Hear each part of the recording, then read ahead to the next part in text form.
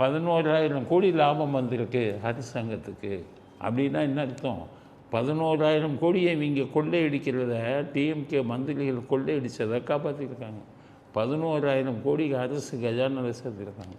ஒரு மாதத்துக்கு 10,000 கோடி. அப்போ ஒரு வருஷத்துக்கு எத்தனை பாருங்க? அப்போ 1,20,000 கோடி. இன்னும் இதை போட்டிங்கன்னா 1,20,000 ஒரு மாதத்துக்கு 1,20,000 ஒரு வருஷத்துக்கு 1,90,000 கோடி வரும். ஏன்னா 11,500 கோடி ஒரு மாதத்துக்கு. அப்போ 1,20,000 கோடி 2,00,000 கோடி வந்ததுன்னா அதில் இருந்து நம்ம நாட்டு கடனை அடைச்சிடலாமே. அவ்வளவும் மந்திரிக்கு கொள்ளையடிச்சுட்டு போயிருப்பான். அவர் கொடுக்குற கணக்குப்படி வந்தீங்கன்னா 11,715 கோடி ஒரு மாதத்தில் அரசாங்கத்துக்கு கிடைக்க வேண்டிய பணத்தை அவங்க கரெக்டாக கொடுத்துருக்காங்க, கஜானாவில் சேர்த்துருக்காங்க. அப்போ வருஷத்துக்கு என்ன ஆகுது கணக்கு பாருங்கள்.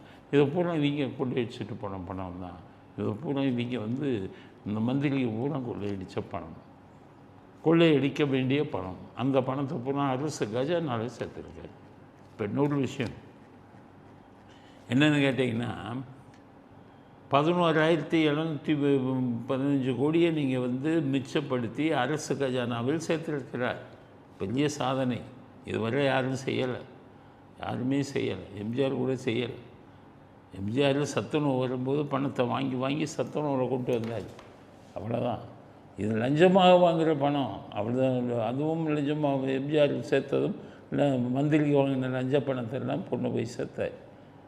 இப்போ விஜய் வந்துட்டு அவரிடம் மக்கள் எதிர்பார்ப்பது வேறு. அவ்வளோ பேரும் வெளிநாட்டில் பூரா கூடி சொன்னா இருக்கான். 5 பேர் ஹிட் லிஸ்ட்டில். நீங்கள் ஸ்டாலின், உதயநிதி, KL நேரு, ஏவா வேலு, இவங்க பொன்முடி, இந்த 5 பேரும் தான் லட்சக்கணக்கான கோடி வச்சுருக்காங்க.